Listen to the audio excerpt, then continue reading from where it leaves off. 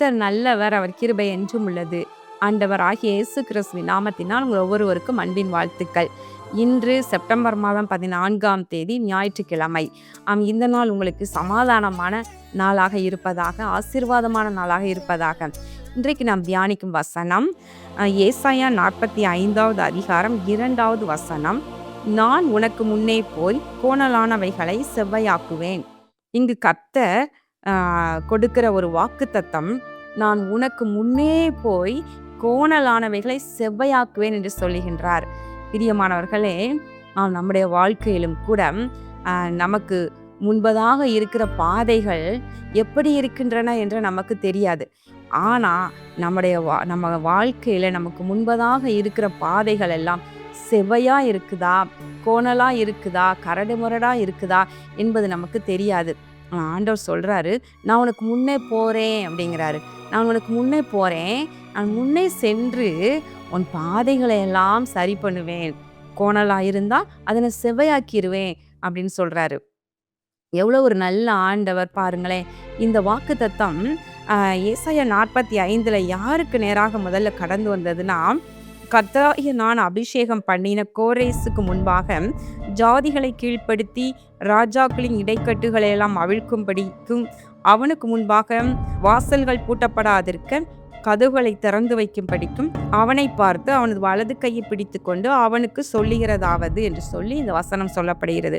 இந்த கோரேசு ராஜா என்னன்னா, அதற்கு முந்தின அதிகாரத்தின் கடைசி வசனம் கோரேசை குறித்து, அவன் என் மேய்ப்பன், அவன் எருசலேமை நோக்கி நீ கட்டப்படு என்றும் தேவாலயத்தை நோக்கி அஸ்திவாரப்படு என்றும் சொல்லி எனக்கு பிரியமானதை எல்லாம் நிறைவேற்றுவான் என்று சொல்லுகிறவர் நான். இந்த கோரேஸ் என்கிற மன்னர் எப்படிப்பட்டவராம்?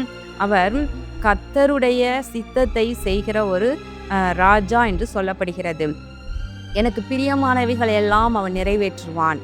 அப்போ ஆலயத்திற்குரிய அஸ்திவாரத்தை போடுவான் இல்லையா, எருசலேமை குறித்து நீ கட்டப்படு என்று சொல்லுவான். எனக்கு பிரியமானவைகள் எல்லாம் நிறைவேற்றுகிறதுனால ஆண்டவர் சொல்றாரு, அவனுக்கு முன்பதாக நான் முன்னே சென்று கோணலானவைகள் எல்லாம் நேராக்குவேன், வாசல்கள் எல்லாம் பூட்டாதபடிக்கு, எல்லா வாசல்களையும் பூட்டப்படாதபடிக்கு நான் திறந்து வைப்பேன் என்று சொல்லி அருமையாய் சொல்லுகின்றார்.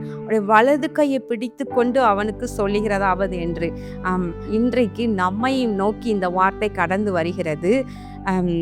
அப்போ கோரேசுக்கு எதற்காக அப்படி சொல்றார் நம்ம யோசித்து பார்க்கணும். அவர் கர்த்தருக்கு பிரியமானதையெல்லாம் செய்வார்னு ஆண்டவரே சர்டிபிகேட் கொடுக்கிறாரு. இப்போ நம்மை குறித்து ஆண்டவர் சொல்லணும், இவள் எனக்கு பிரியமானதையெல்லாம் செய்வான், என்னுடைய ராஜ்யம் கட்டப்படுவதற்கு அருமையாக துணை நிற்பான், என்னுடைய ஆலயம் கட்டப்படுவதற்கு, சபை எழும்புவதற்கு அவன் துணை நிற்பான் என்று நம்மை பார்த்து சொல்ல வேண்டும். அப்படி நாம் இருப்போம் என்றால் இன்றைக்கும் நமது வலது கையை பிடித்து கர்த்தர் சொல்லுவார், நான் உனக்கு முன்னே சென்று கோணலானவைகளை எல்லாம் செவ்வையாக்குவேன் என்று. கண்களை மூடி ஜெபம் பண்ணுவோமா?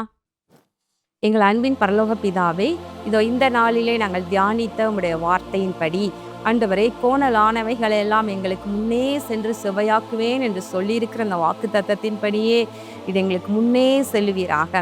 நாங்கள் உமக்கு பிரியமானதையெல்லாம் செய்ய இந்த நாளிலே விசேஷமாக தேவ பிள்ளைகள் தீர்மானம் எடுக்கட்டும். உடைய ராஜ்யம் கட்டப்பட, உம்முடைய ஆலயம் கட்டப்பட ஆண்டவரை எப்படியெல்லாம் நாங்கள் துணை நிற்க வேண்டுமோ அப்படியெல்லாம் துணை நிற்க ஒவ்வொருவரும் இருதயத்திலே தங்கள் சிந்தையிலே நினைத்து கொள்ளட்டும், அப்படியே செயல்படட்டும்.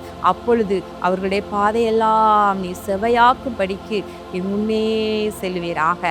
கர்த்தாவே, இந்த நாளில் உடைய பிள்ளைகளை அப்படியே ஆசீர்வதிங்க.